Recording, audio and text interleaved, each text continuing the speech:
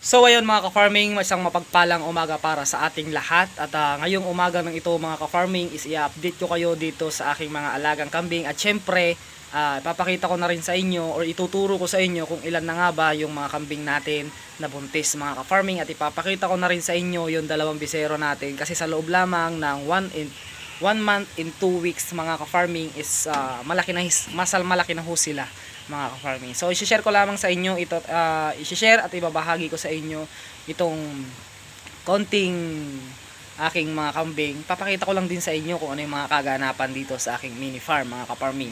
Pero bago ko yun umpisahan mga ka-farming, bago natin umpisahan ang ating vlog, kung hindi ka pa po nakapag-subscribe sa aking YouTube channel, please subscribe to my YouTube channel at i-click mo na rin yung notification bell para like ang updated sa aking mga video. At mag-iwan ka na rin ng comment dyan sa baba at aking babasahin mga ka-farming. Kung may mga katanungan ka, comment mo lang dyan at susubukan kong sagutin lahat mga ka-farming. So sa mga nagnanais po na mag-alaga ng kambing, simulan nyo na pong mag-alaga ng kambing. Pero mapapayo ko sa inyo, magsimula muna kayo sa native. Huwag kayong magsisimula sa may mga lahi na dahil hindi nyo pa po alam ang pag-aalaga ng kambing. So para ito sa mga baguhan dito sa aking YouTube channel, magsimula muna tayo sa pag-aalaga ng native tulad ng aking ginawa. Nagsimula ako sa pag-aalaga ng native, ngayon kahit paano ay gumaganda na rin yung lahi ng ating kambing. So tara, umpisa na po natin ang napakasimpleng vlog. Kuya Don TV.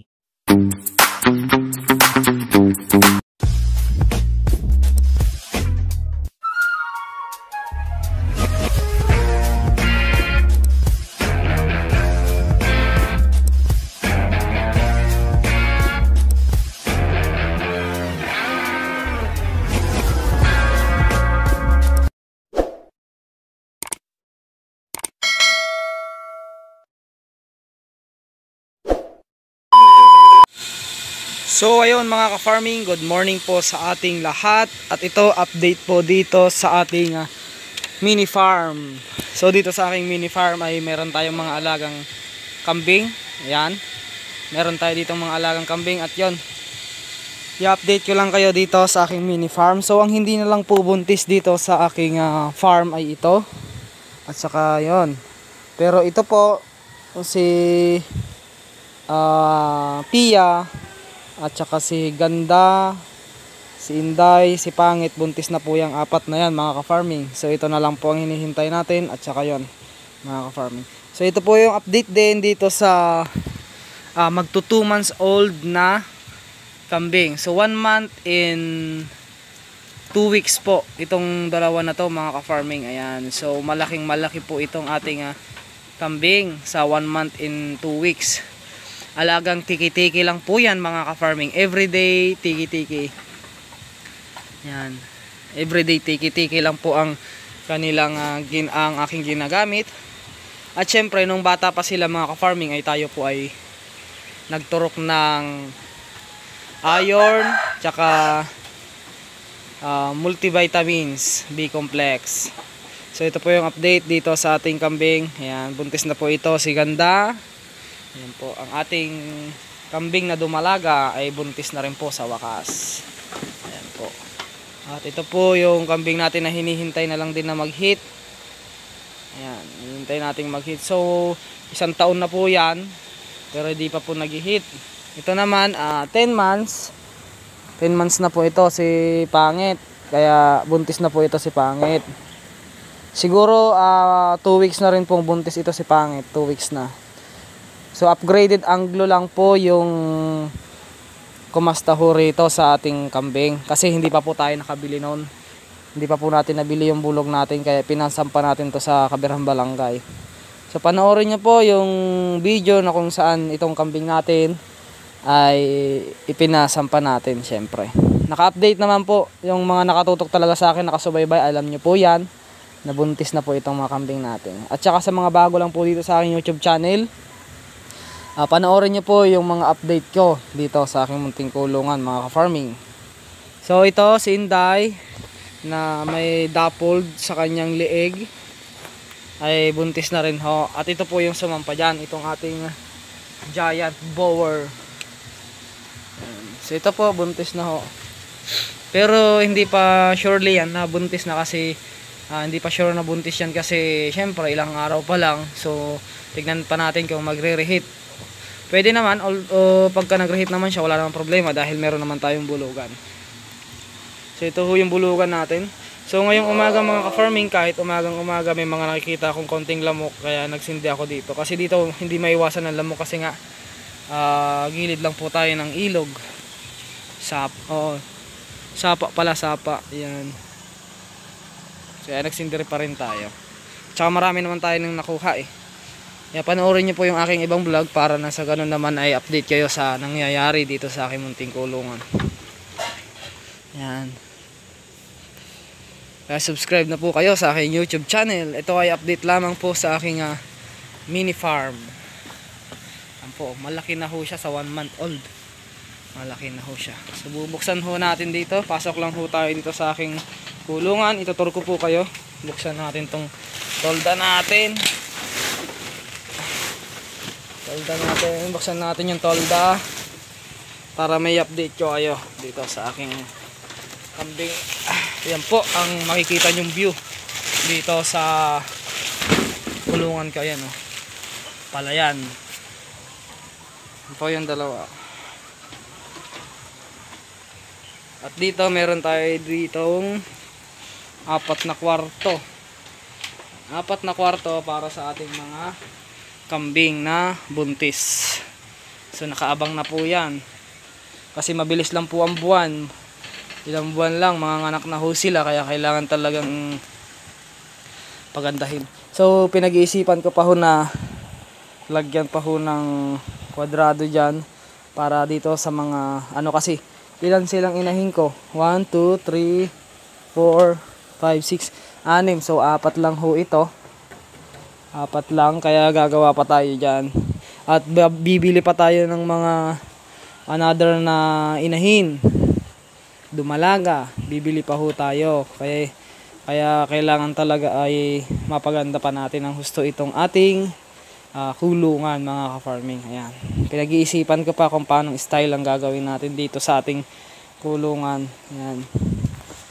Kung paano natin mapapaganda yung ating kulungan, syempre para maging komportable yung ating mga alaga mga ka-farming. So ito si Kapitan. Buksan natin yung ilaw. Ito si Kapitan. 1 month old at 1 month and 2 weeks. Magkapatid po yan mga ka-farming. Ayan, magkapatid po. 1 month and 2 weeks nangungulit na sa ating mga dumalaga.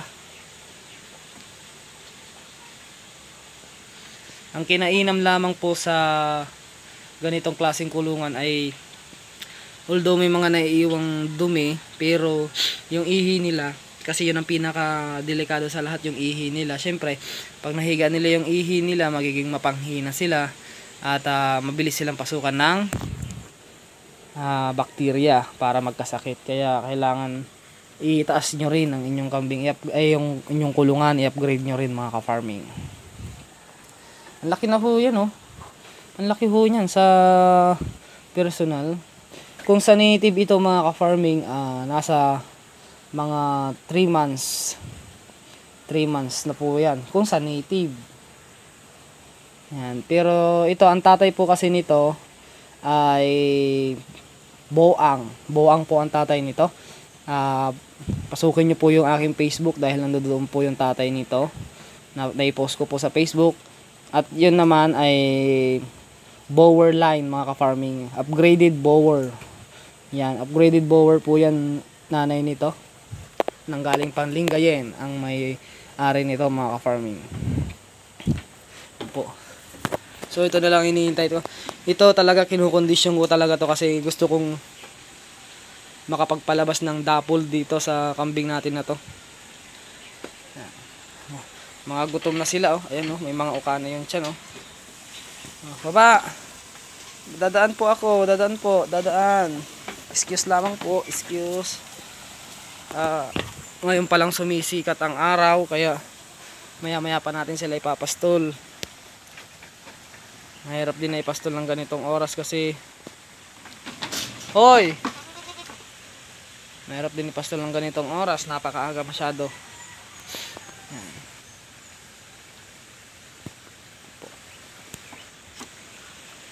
Ito po yung ating mga alaga. Ayan, gaganda na nila. Kuha lang tayo ng thumbnail. So magdadagdag pa ho tayo ng alagang kambing sa mga susunod na buwan mga ka-farming. Pero sa ngayon, ito muna, step by step lang tayo sa pag-aalaga, syempre sa pagpapadagdag, pagpaparami. At darating din yung panahon na tayo ay dadami rin ng kambing. At sana nga lang ay hindi na ho mangyari sa akin yung nangyari noon, na talagang halos lahat ng aking mga bisero ay nakakandara matay. Kasi nga hindi rin tayo marunong pa nun maggamot. Hindi pa tayo marunong mag-inject, hindi pa tayo marunong maggamot, kaya nakakandama tayo. Pero sa tingin ko ngayon naman isuswertehin na tayo kasi kahit paano may alam na tayo sa paggagamot sa ating mga alaga. So ito po yung pure breed Boer. Ito po, malaki ho siya. Nasa 2 months. Magti 2 months, 2 years. 2 years mahigit na ho itong ating Boer. Kaya lang ang problema dito naman sa Boer natin, masyado naman hong matapang ang ating Boer. Masyadong matapang po ang ating Boer. Kaya mahirap din po na lumapit tayo ng lumapit dito dahil baka tayo naman po ay suwagin. Oh, yan oh, makikita nyo. Mahirap pong lapitan itong ating Boer kasi nanunuwag. Pero okay lang din naman kasi mas gusto ko na yung ganon para nasa ganon naman agresibo. Kasi agresibo niya, sobrang agresibo niya yan oh. Oh, agutog ka man ng George. Agutog man ni George.